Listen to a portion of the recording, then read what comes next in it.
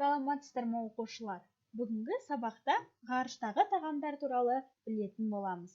Дәптерімізді ашып, бүгінгі күннің жадын жазамыз. Бүгін сәуірдің 8-і ғарыштағы ас мәзірі деген тақырыпты өтеміз. Сәуірдің 8-і ғарыштағы ас мәзірі. Жарайсыңдар балалар?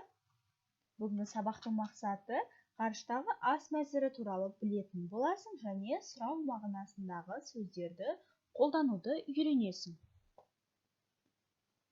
Бүгінгі сабақ бойынша жаңа сөздер, новые слова. Ас мәзірі. Ас мәзірі. Сықпа. Сықпа. Кептірілген. Кептірілген. Іздеу. Іздеу. Өте жақсы балалар. Осы видеоны паузаға қойып, дәптерге жаңа сөздерді жазамыз.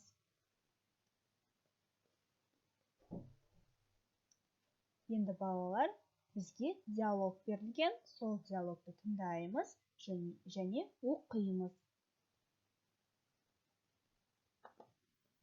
Бірінші тапсырма. Диалогты тыңда, жүргізіп оқы.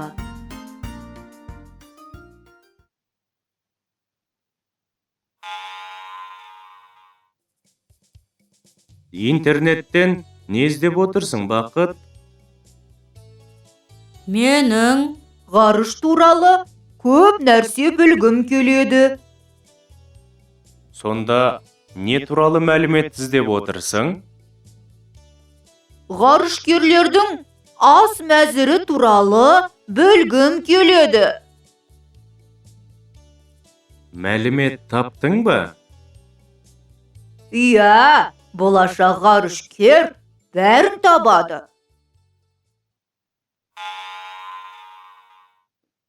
Өте жақсы балалар. Енді бізде Бақыт деген балақай интернеттен ғарышкерлердің ас мәзірі туралы іздеп отыр екен, иә? Бақыт болашақта болашақ ғарышкер болғысы келеді. Ғарышкер болғысы келеді болашақта. Ол өсиесін ғарышкер болуды армандайды. Енді балалар, сендерге сұрақ. Тыңдаған мәтін диалог пе? Оның диалог екенін қалай ажыратуға болады? Өте жақсы. Оның диалог екенін сұрақтар арқылы ажыратуға болады. Өйткені екі адам бір-бірімен сөйлескен кезде, бірі сұрақ қойса, екіншісі жауап береді.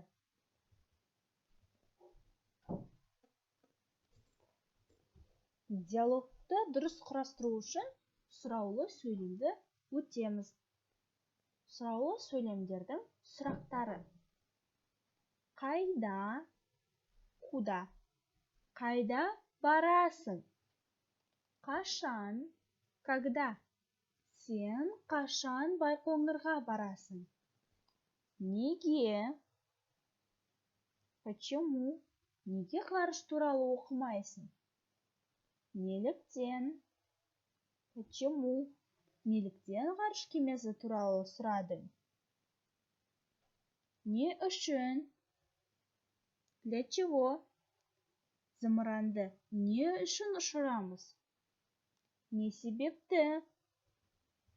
По какой причине? Не себеп жер серігін не себепті жасайды? Кіммен? С кем? Байқоңырға кіммен барасың? Қанша? Сколько? Айға дейін қанша шақырым ұшу керек? Не істейді? Что делает? Ғарышта ғарышкерлер не істейді? Естерінде болсын балалар, запомните, сұраулы сөйлемнің соңына сұрақ белгісі қойылады, вопросительный знак. Өте жақсы. Енді бізге мәтін берілген. Мәтінді түсініп оқу керекпіз. Ас мәзірі. Бұл мәтінді бізге Бақыт интернеттен тауып беріпті.